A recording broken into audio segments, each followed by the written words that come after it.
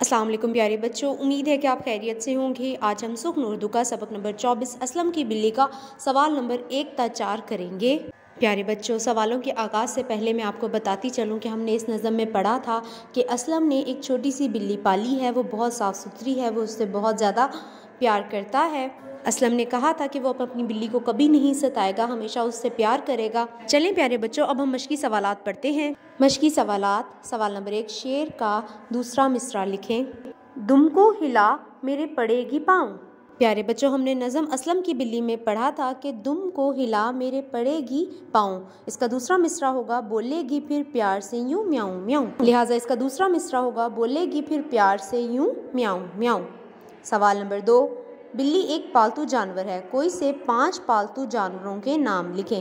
प्यारे बच्चों, पालतू जानवर वो जानवर होते हैं जो हम शौकिया तौर पर अपने घरों में पालते हैं। अब हम 5 पालतू जानवरों के नाम यहाँ पर लिखेंगे। घोड़ा, गाय, बकरी, ऊंट, खरगोश। नंबर 3, आपने कौन सा पालतू जानवर पाल रखा है?